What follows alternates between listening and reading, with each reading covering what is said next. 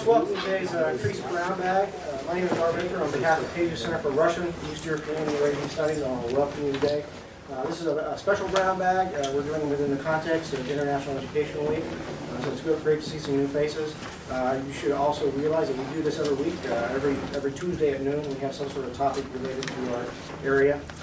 But today we have a very special topic of LGBT issues in Russia, and we have a panel that is going to be speaking about different aspects of this issue, starting with, I believe, Levin, who's going to start us off, speaking about imperial or politics. Eve Levin in history, as well as Vitaly. I'm sorry, Chernetsky, I'm sorry. I get up here, I get nervous, it just blanks. Vitaly, of course, is also in the Slavic languages and literatures. And then Renee Perelmutter on the end, who is in Slavic languages and literatures, as well as in Jewish studies. So. Okay. In the current debates about the Russian Orthodox, about LGBT issues in Russia today, the Russian Orthodox Church has taken a very prominent role. And the position it's espoused, it has presented as the traditional values, that sex is appropriate and it is sanctified in marriage for the purpose of childbearing, and homosexuality is exceptionally sinful. And therefore, it's of a sort of sexual behavior which is completely outside the realm of normal activity, and therefore it has to be specially condemned and circumscribed. They argue that homosexuality and lesbianism are dangerous to the traditional family forms, and they also like to argue that the whole issue of homosexuality, indeed the practice of homosexuality, originated in the West. It's a product of secularism. It's a product of Western decadence, and in fact that they didn't have this problem in Russia until recent times. All this proves that, in fact, the Russian Orthodox Church has subscribed to a kind of mythology about what homosexuality is about. But you can see this rhetoric very often. So, for example, just a few days ago, Metropolitan Hilarion was speaking to the World Council of Churches, and he came up with this statement, which I think sums up a lot of what they have to say on the subject. It says, militant secularism is aimed not only at religious holy sites and symbols by demanding that they be removed from public domain. One of the main directions of its activity today is the straightforward destruction of the traditional notions of marriage and the family. This is witnessed by the new phenomenon of equating homosexual unions with marriage and allowing single-sex couples to adopt children. From the point of view of biblical teaching and traditional Christian moral values, this testifies to a profound spiritual crisis. The religious understanding of sin has been conclusively eroded in societies that until recently thought of themselves as Christian. And so, Metropolitan Hilarion and other spokesmen of the Russian Orthodox Church are arguing that homosexuality is something quite different and apart and alien to Russia. All this proves is that Metropolitan Hilarion, whatever his virtues may be, he has not read my first book, which for those of you who don't know was about pre-modern Orthodox Slavic ideas of sexuality.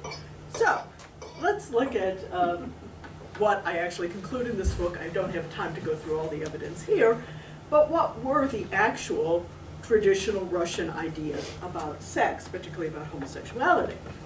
One point was that all sex bears the taint of sin. The best thing they could ever say about sex is at certain times in certain places and between certain individuals, it was not forbidden.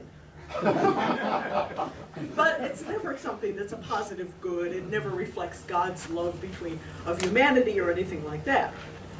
Another thing that I conclude is that same-sex interactions were not worse than heterosexual interactions. They were really a continuation of the same thing. The assumption was that human beings, both men and women, were likely to be attracted to just about anybody sexually, or just about anything sexually. In fact, as we'll see, they don't even confine this to human beings. They seem to assume that there will be sexual attraction to animals as well. There is no such thing as a sexual identity. It's not a matter of what a person is. They don't have an innate sexual tendency, but rather they engage in various sorts of sexual acts, and they have a proclivity towards sex, which needs to be ruthlessly suppressed. So, to give you some examples, we know that in pre-modern Russia, homosexuality was very prevalent. We know this from foreign travelers. Quite a few who from Western Europe commented upon how often and how they would run into people who were engaging in what we would call homosexual activity. They considered it to be nothing, well, the foreigners considered it to be scandalous. And they really couldn't understand how Muscovites could be like this. They decided it was a sign of how brutish and savage they were, that they seemed to engage in homosexuality so casually, and also that they had casual attitudes about public nudity, but at the same time, they did not practice Western European types of elite romantic love, courtship, and sort of sexual teasing at that level. So that it was from the point of view of foreign travelers, Russians were just very strange. George Turberville, who wrote in 1589, he visited Muscovy and he left all of his reflections in poetry. So he wrote, he says, perhaps the muzhik hath a gay and gallant wife. Gay here does not mean what it means now. That's a later usage of the term. I think he meant cheerful. Perhaps the muzhik hath a gay and gallant wife to serve his beastly lust, yet he will lead a bugger's life. The monster more desires a boy within his bed than any wench. Such filthy sin ensues a drunken head. Well, I think that what he was noticing was not only the ease with which Muscovites would engage in homosexual activity, but also he was, without really understanding it, reflecting on the kind of segregation between male entertaining and female entertaining that was very typical of Muscovy. When there would be parties, there would be, the men would gather in one room, the women would gather in another room, and so the result was a sort of socializing and a homosocial culture, even when it did not lead to sexual interactions. You can see this also in this woodblock print from the late 17th century, which is entitled The Feast of the Righteous and the Damned. And if you look up here, I'm so bad at this. If you look up here, this is the Feast of the Righteous. A nice, proper, only men there. The angel, you can see the angel there. It's not very interesting. Down here we have the Feast of the Damned. The angel is looking away in horror. There you have music going on, and you see they have Western instruments. We know that this is bad. And what's happening here? There are men and women together at this feast. And here we've got a demon who has, I don't know if we can see this here, has breasts that mean sex. We have a demon here who is bringing this woman together with this servant. And over here, we have another assignation going on between this male guest and this male guest, an older man and a younger man. And it's all very casual. Both are bad, but neither is worse than the other. We also know from the kinds of questions that were asked during confession that there was no distinction between heterosexual and homosexual illicit sex. Very typical, this is one from a set of questions for men from a 1651 prayer book. And these are the questions that the priests would ask. We don't have their answers. We do have sometimes lists of suggested penances, which allows us to figure out how serious a particular sin was. But the typical question, the typical first question, was about how the person making confession lost his or her virginity. So we have a question here. How did you first lose your virginity? Was it with a boy? Was it with boys, or with women, or with girls, or with clean animals, or with unclean animals? All the same. No difference. The questions could get rather detailed as to what exactly people did. Did you insert your organ into another? Did you, when you were in church, did you look at women or girls or at pretty boys and think about sex? Did you use your hand in someone's behind, either yours or a servant's? Did you engage in sorcery or with roots with the goal of attracting women or girls or boys to sex? So it's all, there's no difference, boy, girl, male, female, it doesn't really matter. Now, the same was true for women. One of the questions for women was, from your childhood, have you had sex with boys or with girls? Did you put them on top of yourself? Did you engage in sex with old grannies? And we know that there seemed to be a connection between older women and younger women in women's sorts of rights, which really bothered the Orthodox clergy who were asking about it, because they say Bogumirski, which is God-defying grannies. It says, and did you do it with your hand? Did you caress another's breast? So they get into quite a bit of detail about this. Another thing we know about these sorts of questions was that in 16th and 17th century Muscovy, it was quite normal for young girls to play a game called wedding. And we see this reported not only in the penitential questions or asked about whether they did this, but it appears in the scene of a sort of humorous story, The Tale of Frol Skobiev.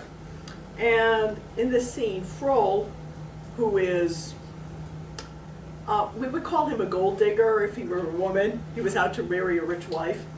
And he manages to insinuate himself into a household, and he gets dressed up as a girl to attend one of these parties and arranges with the girl's nurse to play this game of wedding. The nurse explained the game to them. Please, little Anushka, that's the daughter of the house, you will be the bride. And she pointed to Frol Skobiev, dressed up like a girl, which probably means he had a shaven face. And this maiden will be the bride. She led them to a special bedroom as they are led to a wedding. So going to bed was part of this game in order to teach young girls about what to expect on their wedding nights. Well, Anushka at this point got a little bit more than she expected, but the game itself, I think, was something that was considered to be quite normal, even if it was disreputable. Now, it also happened in monasteries. This is something I think that the Russian Orthodox Church today would not be very interested in talking a lot about, but in the 16th and 17th century, their church leaders had no problem mentioning the problem. Neil Sorsky, who was one of the most prominent and thoughtful church leaders of the 16th century, said, "It is not proper for women to enter into our skeet," that is a cloister, "nor to keep any female beast of any kind for service." Notice the easy association of women, sex with women and sex with animals. "Likewise, it is not fitting to retain boys in our service, and we should guard against all types of smooth and effeminate faces." Joseph Volitsky, who sometimes portrayed as Neil Sorsky's antithesis, said the same thing. "It is not proper for a woman ever to enter the monastery. It is not proper for young boys to live in the monastery, the cells, or the monastery's outbuildings." So it's absolutely the same thing. Now, in the Russian Orthodox Church, parish priests are generally married. But this does not mean that it's assumed that they won't be interested in homosexual activity. In fact, the assumption is for priests, as for monks, as for nuns, as for lay people, men and women, that they will all be attracted both to women and to men and to animals for that matter. So there are the same sorts of questions for married clergy, for priests and deacons, but there are also additional questions that were asked for candidates for ordination. And in those questions, it becomes very clear that the possibility that a candidate for the priesthood would have engaged in homosexual activity was really more or less expected. So the first set of questions says that a person who has, they said has been defiled as a boy, or has defiled a boy, or has engaged in sex with a woman, or with a man, or with cattle, or with birds, is forbidden ordination. Now, but there's an interesting exception, because it says, if a youth has engaged in what we would call mutual masturbation, has received has a climax orgasm between the thighs, then it's all right. This person can still be ordained because this person has not been defiled. So homosexual activity that does not involve anal penetration is not a problem. It's still a sin, it has to be confessed, but it was not anything that was particularly outrageous, anything that would make a man, ineligible to become a priest. So, what we can conclude from this is that LGBT behavior was long present in Russia. It was openly acknowledged. It might have been sinful, but it was not worse than other sins. And homophobia, the fear of homosexuality, may be, in fact, what has come from the West.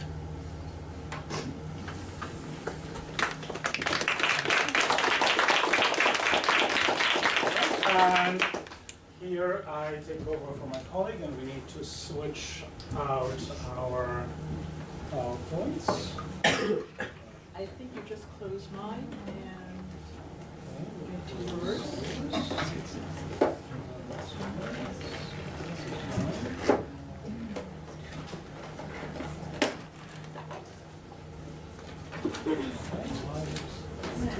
All right. Okay.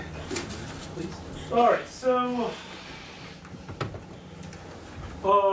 indeed, when we move to modern times, we move to a change of attitudes. Which is because Peter the Great, Peter the First, the Russian emperor, who brought in a lot of Western ideas, even though we know from historical evidence that he himself was attracted to both men and women, was the first one to introduce criminal persecution of same-sex sexual acts among men. There was never criminal persecution of sexual acts between women. And Peter introduced it only within the army. And this was actually part of the Dutch military penal code that he brought into Russia. It was expanded to the civilians during the rule of Nicholas I in the second quarter of the 19th century, but historians have argued that indeed those laws were very rarely applied, and there has long been a tradition in Russia saying that the severity of laws is compensated within a very irregular pattern of their application. However, if the government finds someone that they deem undesirable, the full severity of the law can indeed come down on that person's head. So what is important for us to bear in mind that in Russia, as in other countries, we have a major shift happening around the 1860s, 1870s. which is associated with the invention of the very term homosexuality by a Hungarian doctor, Dr. Chernetsky, and correspondingly we have a shift in attitudes. Before that time, as Professor Levin was telling us, human beings thought of as acts and different attractions that people had, and those acts and attractions did not make you a different kind of person. So it is the medical science of the 1860s and 1870s that actually starts thinking about maybe the person with these type of sexual desires is a different category of a human being. In other words, they start creating this kind of identity. And also what is happening is that this is the time of urbanization and industrialization, and in Russia too, especially after the great reforms of the 1860s. So big cities have larger groups of people, and we can speak that this is the time when we're beginning to see some sort of new communities that are forming that are different from what we had in pre-modern Russia. And here I have two important books by two Western scholars, Laura Engelstein, who was a professor at Yale, and Dan Healy, who was a professor at Oxford, who argue the opposite points of view vis-a-vis sexuality in Russia. Laura Engelstein, in her book, The Keys to Happiness, said that this paradigm of creating an identity around sexuality, which I traced on the first slide and without vocalizing it to Michel Foucault's influential volume 1 of his History of Sexuality, does not apply to Russia because, in her argument, in Russia we have an underdeveloped type of modernity. That indeed it's not as much of a modernizing, industrializing society as Britain, France, Germany, or the United States. Dan Healy conversely argues in his book that indeed it does apply because elites in Russia, the educated elites, actually tried very, very hard to stay au courant with the latest thoughts and ideas that were circulating globally in the world of learning and science. So we can very much say that the elites of the Russian society did absorb those ideas with all the consequences thereof. If we look at the history of documentation, actually a research on same-sex acts, their historical and cultural presence in Russia, and their filtering into cultural practices, there are two people I'd like you to be aware of who were pioneers of this internationally, and both of them are American academics. Simon Kralinski, who was a professor at Berkeley, recently passed away. Russian, originally born in the Russian diaspora in China, and he pioneered this research in the 1960s and 1970s. And Diana Lewis-Bergen, who's a professor at UMass Boston, she has also been one of the major pioneers in this field. So their publications going as far back as the 1970s would be what we can look at the beginning of documentation and historical research on the archaeology of the presence of those practices and behaviors in Russian culture and society. And in the case of Russia itself, we have the late Igor Simonovich Kun, who was the founding father of modern sociology in Russia, and also the founding father of modern sexuality studies. His books are more reviews and compilations of material, but they are very, very important, very influential nevertheless. And this is his best-known book in English, The Sexual Revolution in Russia, From the Age of Tsars to Today, which was published in, I think 1995. I mean, it's my type of.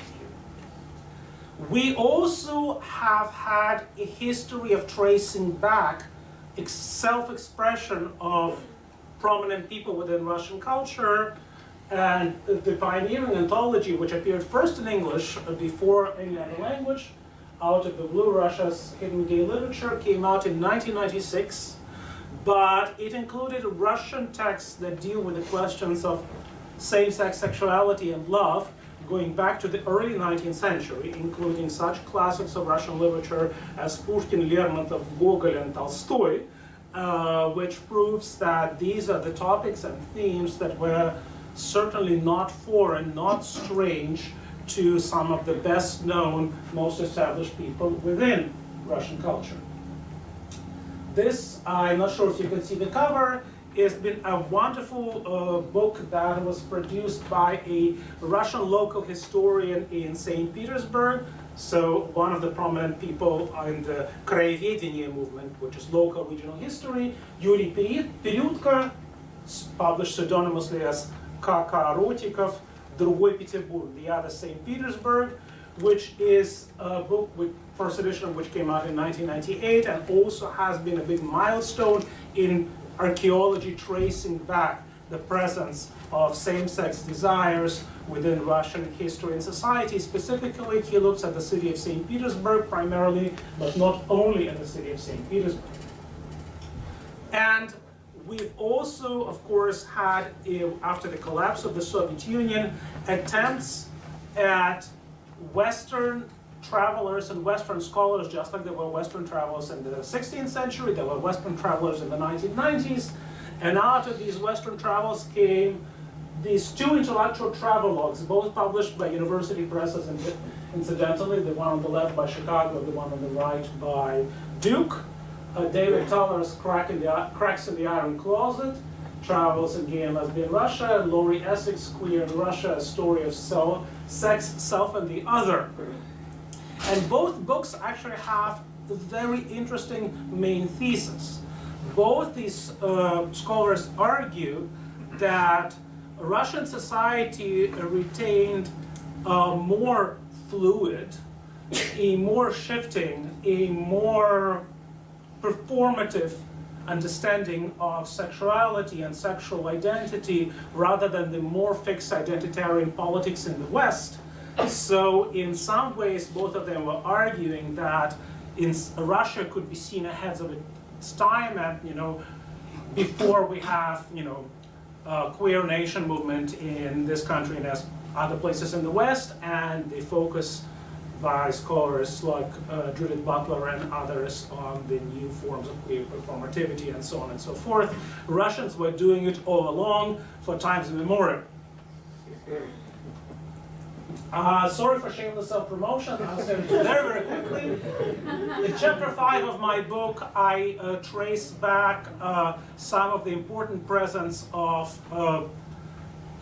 dissident voices within Russian culture, going back to the late 1960s within the samizdat literature that draw attention to same-sex sexual desires and practices and identities. The most important person to look at in this respect, and you will see his photo shortly, would be Evgeny Kharitonov, who is truly a pioneer and a major figure among the classic Russian writers of recent decades. This book is probably the most recent book. It's by Professor Brian Baer of Kent State University, and it has the famous art piece by the Blue Noses group, a performance art group from contemporary Russia, where we have two Russian policemen kissing in a birch forest. So in fact, emphasizing that this is something that is very, very long-standing and widely present within Russian society. And Professor Baer looks at it and how attention to questions of sexuality and same-sex desires was often used in literature and public discourse to thematize anxieties about the change of identities and the change of values and the crisis of ideology that accompanied the collapse of the Soviet Union.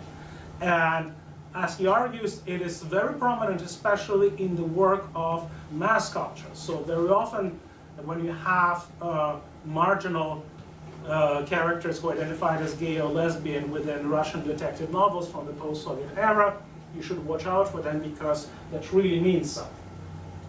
But if we look back, we can see that with the establishment of communities within the final decades of the 19th century, we finally, after the liberalization of censorship laws as a result of the changes of the revolution of 1905, we have two really outstanding world-class writers who thematize same-sex sexual desire and identity.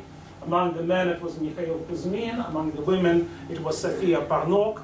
We are fortunate that in English we have excellent biographies of these scholars. In the case of Parnok by Diana Bergen, in the case of Kuzmin by John Malmsted and Nikolai Bogomolov. So you can read all about them and find out what difficult, complex, but utterly fascinating lives these outstanding writers led.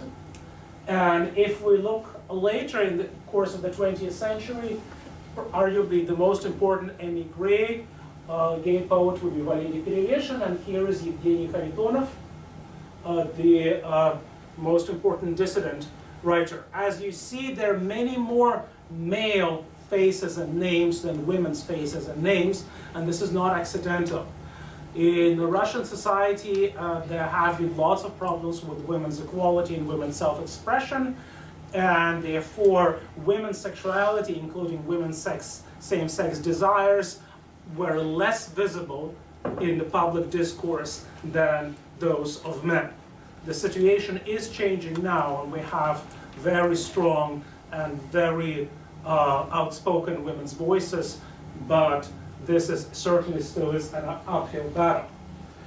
So the general context of the Soviet era is after the abolition of Tsarist era criminal persecution in 1917, we have recriminalization of 1934, and again, only in the case of men. In the case of women, however, we are dealing with the same institution known as punitive psychiatry that was widely applied to the members of the political dissident community. In other words, just like in Nazi Germany or in other repressive states, same-sex desires were associated with political dissidence, with being somehow politically subversive and dangerous for society, which is why the Penal Code article that has to do with same-sex relations between men was often applied in the case of people who are politically undesirable. So if we look at post-Soviet era, I just want to draw your attention to two names that might be familiar to you or perhaps ought to be familiar. Yaroslav or Slava Magutin became the first Russian public figure as a young journalist, age 17. He came out in 1991 and remained out and proud as a gay man ever since. However, even in the context of the relatively liberal Russia of 1990s, he endured a lot of persecution, and he became the first Russian citizen to be granted political asylum in this country on grounds of persecution due to sexual orientation. That was back in 1995. Masha Gessen was a Russian Jewish immigrant who came to this country as a teenager. In the 90s, she went back to Russia and reclaimed her Russian citizenship. And until very, very recently, and probably to this day, she's the most visible media figure in contemporary Russian media who is out as a lesbian, very outspoken. She and her partner have 3 kids, and given the recent harassment and persecution of the LGBT community in Russia, she was the one who was especially forthright in speaking about the dangers that that poses. Also, of course, she's fluent in English. She's published several books in English, so she's been also a very frequent contributor, for example, to the op-ed page of the New York Times. During the period of relative open-mindedness and liberalization, gay culture found itself represented, however half-heartedly, in other art forms as well. And these are 2 films that evidence both the good and the bad and the problems. You, I Love was the most earnest supportive film, which was released in 2004, and we basically have a bisexual man on the right a woman and a man. So we have this kind of love triangle. And notice that the men are dressed in this poster very chastely, while the woman is dressed more provocatively, even though the story is supposed to be mostly about same-sex love between the two men. Veselchaki, Jolly Fellows, despite the laughing poster, is a film about several cross-dressing performers. So they are cross-dressing, that performance in drag may or may not be related to their identity in terms of their sexuality, but the film starts with a humorous note, but also with a bit of an expose, and it ends with a very disturbing and violent note. So basically, its message, one could argue that it is Russia is not ready and is not willing, contemporary Russia, to accept people who are visibly different in terms of their sexuality. And of course, in the recent years, we've had a lot of renewed persecution. Local level laws banning quote-unquote propaganda of homosexuality started cropping up in 2006. A national law was enacted on the 1st of July of this year. And in the meantime, a court in Moscow in 2012 ruled that gay pride parades were banned for the next 100 years. However, there are protests. And the woman on the left here, Yelena Kostichenko, is one of the most brave protesters that I know. She's an independent journalist. And here you see her and her partner being detained by OMON, the Russian special police. And you see these two rather frail-looking young women and two big burly policemen detaining them. And of course, we have a lot of thugs who are claiming an association with the Orthodox Church of attacking LGBTQ protesters. So you see the thugs beating up on the protesters, and a protester, what happened to him afterwards. This is specifically from January 22nd of this year. However, people are continuing to struggle and protest. And this is, of course, you can see what is happening in Russia. I mean, I'm sorry, it's not very visible. You can Google, you search now for anti-gay violence. The first prompt you get is anti-gay violence in Russia. So in fact, the fact that the world opinion is now focused in Russia may impact the situation, but it's still very much an open question. And this is a slide with which I'd like to close and pass on to Professor Perelmutter. This is the cover from the Russian news magazine Afisha, which wanted to do a profile on the Russian gay community. And you see here an LGBTQ protester is thrown into a police van, and they've written "Love is stronger than homophobia" on the magazine cover. Thank you very much.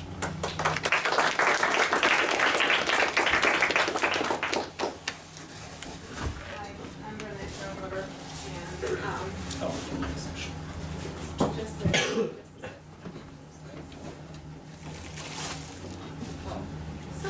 doing.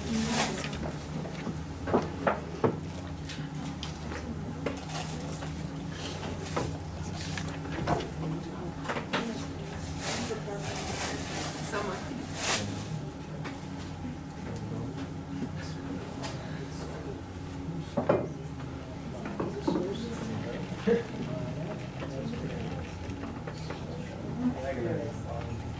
Okay, yeah, it's on the screen. Oh wow, this is really not, it's not very clear. So this picture is of a graffiti. It's a graffiti that has a rainbow. It's very hard to see, but I'll tell you what it is. I wonder if someone could grab the lights on the far left light switch, just to turn off the lights in the front. Maybe the other side. Switch. There you go. And One more. It doesn't work. It's okay. I'll just do captions. It has a rainbow and the words "Нас не запретить." You can't forbid us. You can't forbid us, referring to the law that has been passed. And this is what's interesting me: public protest, both offline and most importantly for me online, because I study online discourse, including conflict and affiliation discourse.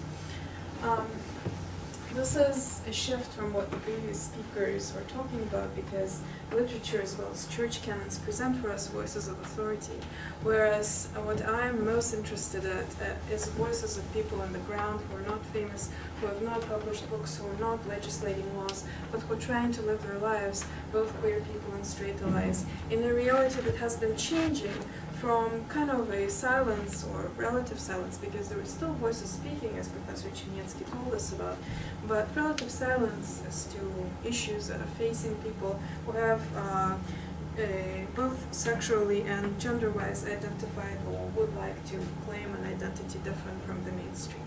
So I want to briefly talk, if in fact I can do something with those slides, about some of the legal aspects. This doesn't move. Sorry? Did it move? No. How about now? No? Okay, great. Okay, some of the legal aspects of this situation, because this is rapidly changing and people are reacting to this. Same-sex activities were illegal in Soviet Russia, but have been decriminalized since 1993. And gender reassignment surgery became legal since 1997. This is important because a lot of times when we talk about LGBTQ issues, we forget the letters that come after the L, L, and the G, and I don't want to forget those letters. During the early 2000s, we had some move to pass legislation to forbid quote-unquote propaganda of homosexuality or gay propaganda. And it has been proposed multiple times and has been passed locally in several places, such as Ryazan, Arkhangelsk, Kostroma, Samara, Chukotka, Bashkiria, and other places. And there has been a move to pass this on a federal level. And on January of 2013, there's been the first hearing, the federal legislation passed through the Duma. This is an important day because there has been a lot of public reactions, both in the press and online, that I want to talk about. After it passed on first hearing, people more or less realized that it's going to pass, and it's going to be very difficult to turn it back, and it's going to pass, and there were reactions to that. And finally, on 10th of June, the Duma unanimously, which is quite painful, passed a law against distribution of propaganda of non-traditional sexual relations. Interestingly, this is a very non-committal phrasing. What is non-traditional sexual relations? They avoid the words homosexuality, lesbianism, transgenderism. They avoid those words and instead have non-traditional sexual relations. Perhaps it even includes sex with birds, although I highly doubt. But mostly, what this legislation does, I'm weirded out by the sex with birds. I'm sorry. Not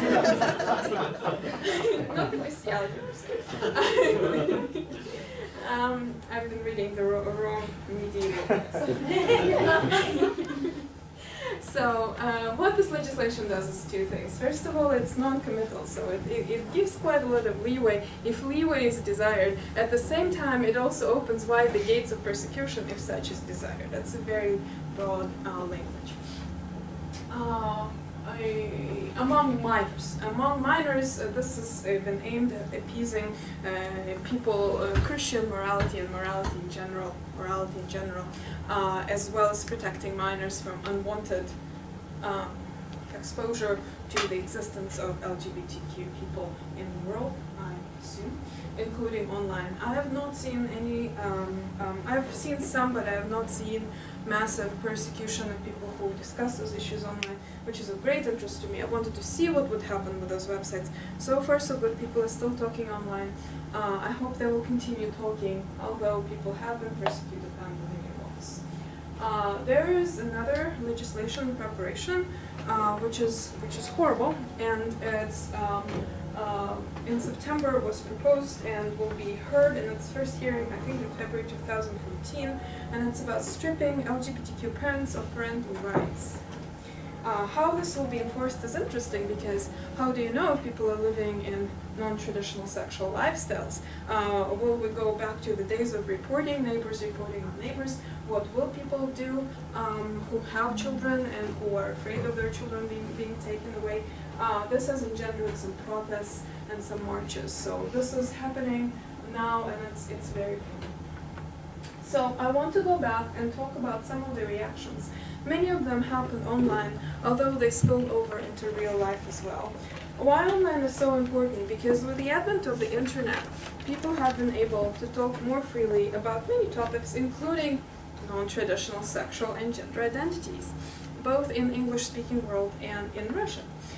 People have been congregating online, semi-anonymously and anonymously, fully anonymously, and not anonymously at all.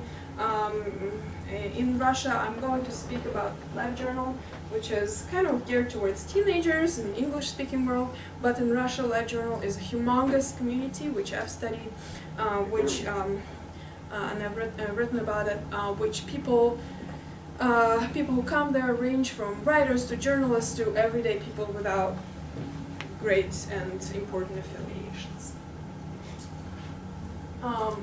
Qualta.ru is an independent newspaper type thing, formerly known as Open Space Rule. I'll try to click, but I'm also afraid to click, so maybe I'll click. And they came out, and they were the first, interestingly enough, to come out with kind of what they call the Gay Day. It was a series of articles in September 2012 as a reaction to the mounting wave of this Duma legislation that was impending. And they came out with this Gay Day, which featured a few articles. This picture is from their most provocative article. It's called "Когда тракторист полюбил тракториста," when one tractor driver fell in love with the other. And it's an interview that's posted verbatim of the two tractor drivers in a remote village that both were married and both were gay, and they talk about how they discovered that they were gay and how they fell in love and the activities that they undertook together in the banya, and the very colorful and with a lot of curses, mat words, very colorful language, and a huge reaction this provoked. Is this fake? Did the journalist make this all up? The journalist had received death threats, things that happen, as well as other. There was a Qualta.ru series of interviews with people who identify as members of the LGBTQ community and just queer people, and this format has been adopted by other journals, online and offline, including this thing doesn't like it. Maybe it was legislated against my existence. Okay, does this work? No?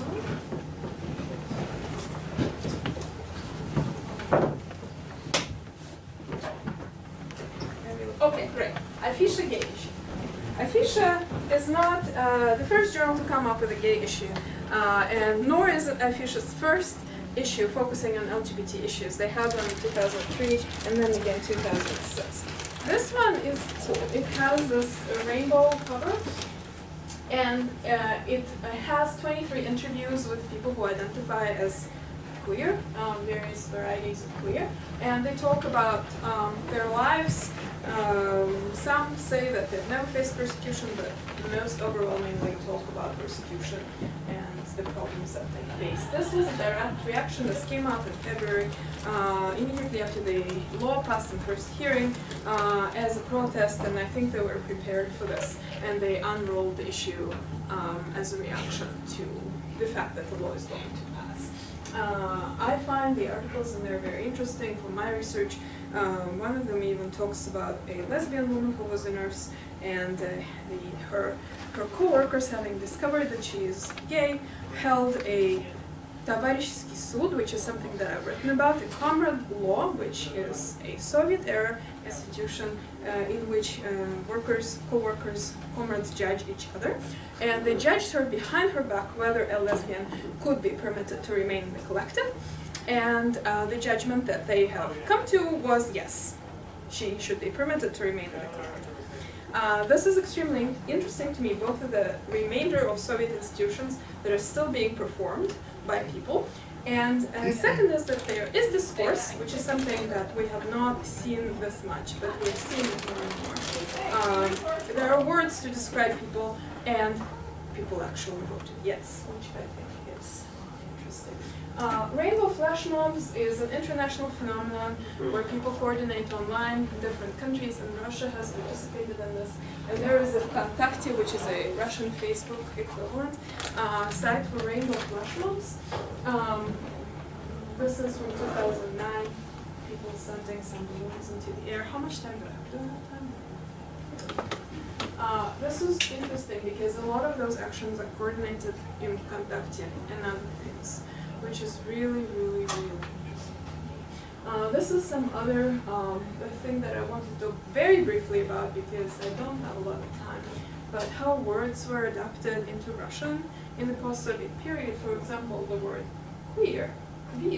And this is a St. Petersburg group that used to publish this journal as a journal called Queer, focusing on all kinds of gender sexual identities, not just LGBT, but the range of identities that were adopted from the West, together with some other words like coming out, совершить coming out, to come out.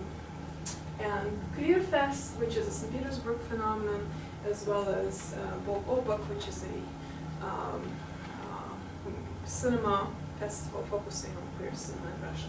All those things are going on. St. Petersburg is really great for those things. This is some of the LGBT organizations that I brought together just to show that there's a lot of activism that came up, kind of like a grassroots activism to concentrate on rights of LGBT minorities, as well as on just bringing people together. Wychod is a St. Petersburg group that does a lot of activities that are just wonderful, including some of the cultural activities. And here are some of the great, great things that are happening online. I want to show you some of the things that people did as grassroots online. A lot of those are LiveJournal things. LiveJournal is very big. And some of them are Vkontakte. For example, this is Российская LGBT сеть, which is kind of unifying network for LGBT identified people and allies that meets through Vkontakte, and they publish articles as well as call people to action, inform them of various identities. This is very interesting. It's called Дети. It's Дети 404, and it's for adolescents that identify as queer. It's a closed group, so I have no idea what they talk about. But they have well over 1,000 members, and it's great for people to have an online forum in which to discuss the issues. I'm a person on propaganda. This has been put together by some people on various forums. What people do is because authorities a lot of times would attack those things. So in LiveJournal, a lot of times we would have DDoS service attacks, which are, we suspect, inspired by the government, where they attempt to take the site down in conjunction to those issues or other issues. So people duplicate. So this is from loveislegal.ru, and it's on a LiveJournal. It began as a LiveJournal campaign where people would send pictures of themselves protesting the new propaganda laws, both queer identified and straight allies, under the rubric I'm a person on propaganda. And this young woman, actually she's 39, from St. Petersburg, she is asking people in Gosduma to forbid bears, because bears are aggressive and can infect their aggressiveness. They can inflict their aggressiveness upon butterflies, squirrels, and other small animals, in parentheses, joke. And then she goes on to talk about queer people and how it's ridiculous to forbid a queer expression. This is also from the same project. This is wonderful for me to see because this is not against propaganda, but about queer lives in general. This is a horrible moment when I'm afraid to speak up because I have parents. They know, but they will not survive community rejection. They just will not survive this. They're elderly, and I'm sad. This woman is Nika from Levin, and this is great because this really kind of talks about to this issue that's facing young and youngish queer people in Russia. That yes, many are speaking out, and many are speaking out about the impossibility of speaking. This is what I study more closely. I look at LGBT multi-participant discussions. I looked at multi-participant discussions, both on some forums. Uru Anti-Dogma is wonderful. Let me try to open it. There are big discussions of queer issues, including trans issues. A lot of people come there to argue about how horrible transgender people are, but they are arguing about this, so this is great. And the last slide I think that I'm going to show today is a discussion by allies, or not allies, we don't know. Some of them are allies and some of them are not. And this is a part of my research in conflict discourse.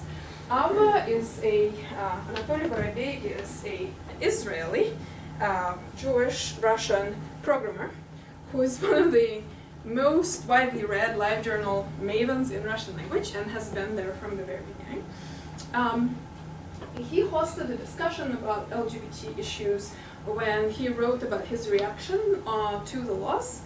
And he first wrote very, very in great detail how he was opposed to gay marriage and how he, in the end, and afterthought, I changed my mind when I actually met some gay people. Okay then.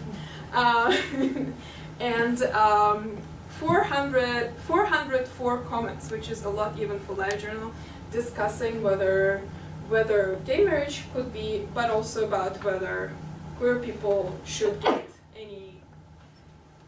any good attitudes from the community. And I like this type of discussion. This is where things have deteriorated into beautiful curses where people are cussing each other. Those are straight people. They talk about queer people in third person, I, they. Whereas in this kind of forum, this is for queer people, although straight people do come there. This is straight people, so it's all about third person discussions of whether queer people could be permitted to exist or have discourse or have rights, etc. And this is where it's deteriorated into discussion where members of the LGBT community are called aggressivные и крикливые, aggressive and shouting-ish. And this woman who is a straight ally argues with many a curse that she is not in fact aggressive or shoutish.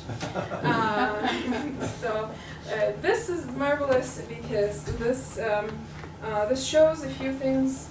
First, that there is discourse, I keep repeating this, but I think this is crucial that there is real life public discourse that happens online across platforms and forums, blogs, Vkontakte, and in LiveJournal, which is a blogging platform, but I study comments. I'm interested in comments more than anything else. And also that those issues are being discussed. I think I'm going to wrap up. Renee, thank you very much. Let me